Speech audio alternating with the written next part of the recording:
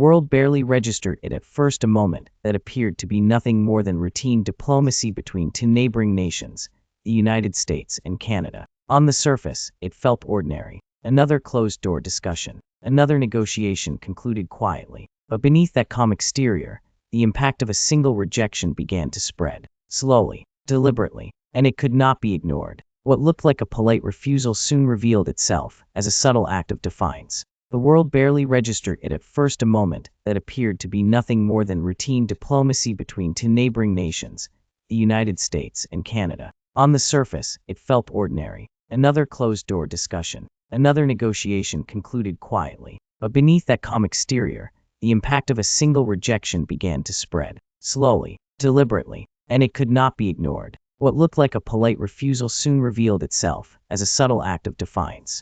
Canada's rejection of Washington's final proposal was publicly framed as straightforward and procedural. Yet beneath the language of diplomacy, it carried a far more complex signal. The United States had believed it held the advantage. For generations, the relationship between the two countries has been described as one of the closest partnerships in the world, economically, politically, and culturally intertwined. But Canada chose a path that disrupted that carefully maintained narrative. This was not merely disagreement. It was a quiet challenge to a power structure long assumed to be unshakable. The refusal, delivered with calculated politeness, sent tremors through political and economic systems on both sides of the border. Washington had assumed that Canada's reliance on US trade and security guarantees would ensure cooperation, even under pressure. That assumption proved fragile. Canada rejected the demand, signaling to allies and adversaries alike. The immediate consequences appeared minimal. Financial markets barely reacted. News coverage flared briefly, then faded. The global audience shifted its attention to the next unfolding crisis. Yet beneath the surface, the long-term implications had already begun to take shape.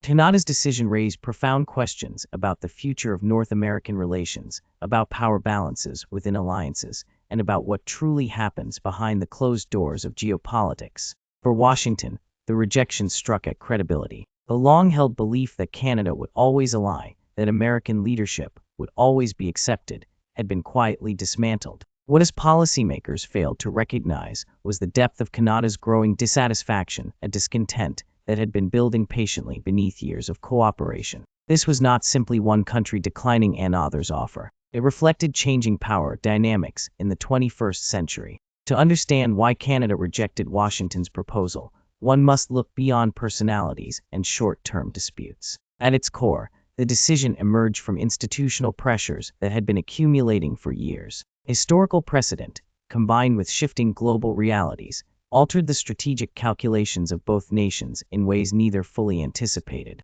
For decades, the US-Canada relationship has been anchored in shared interests, trade, defense, and economic cooperation. Canada became a vital trading partner and a key contributor to regional security. This interdependence created stability, predictable, reliable, and mutually beneficial, but it also created complacency. Washington grew accustomed to assuming cooperation would follow power. At the institutional level, Canada's rejection was not sudden hostility. It was the result of evolving political thinking. Gradually, Canadian leadership began reassessing the effectiveness of dependence.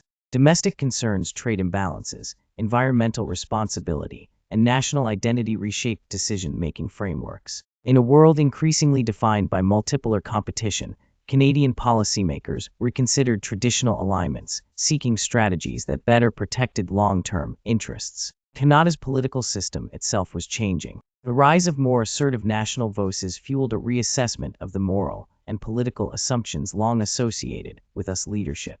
Debates over climate policy, indigenous rights, and sustainable development further reinforced this shift. Rejecting Washington's offer became more than a diplomatic move, it became an institutional statement. In contrast, US institutions continued to operate on older assumptions. Decades of cooperation had conditioned policymakers to believe Canadian alignment was guaranteed. The prevailing logic was simple: Canada needed the US more than the reverse.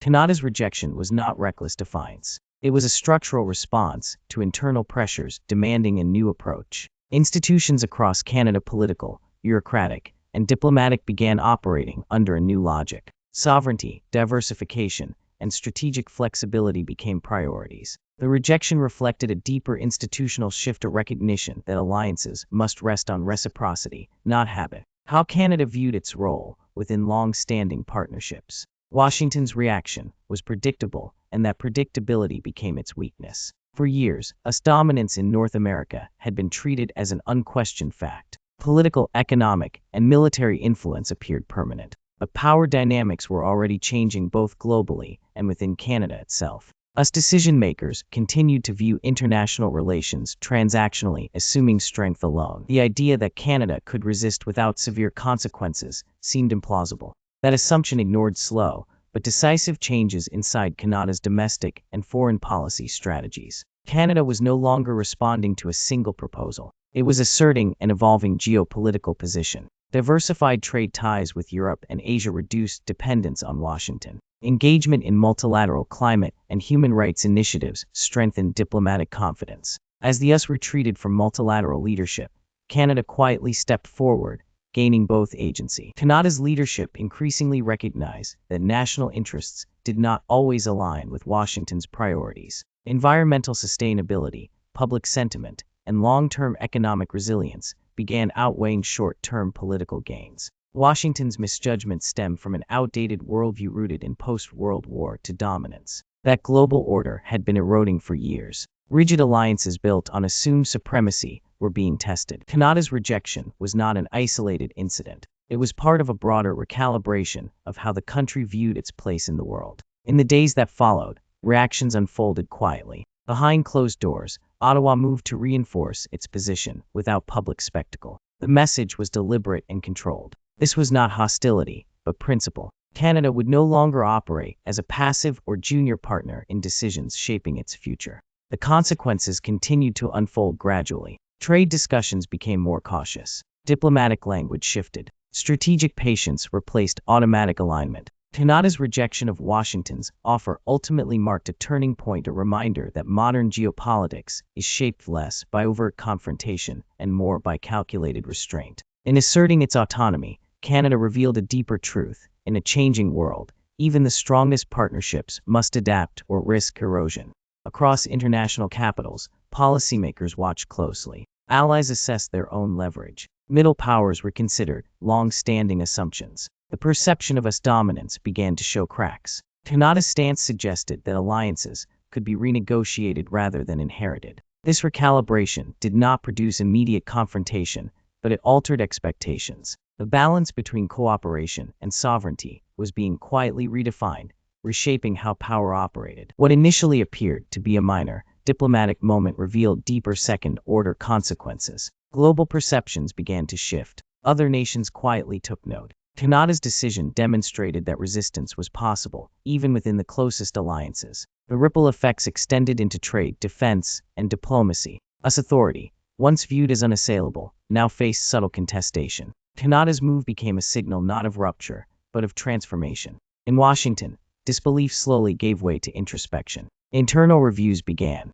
Diplomatic backchannels opened. Officials questioned whether this was an anomaly or the beginning of a larger strategic shift. The realization was unsettling. Unquestioned leadership was no longer guaranteed. Both capitals began adjusting to a new reality. Canada strengthened institutional autonomy and diversified partnerships. Washington confronted a world where influence required negotiation, not assumption.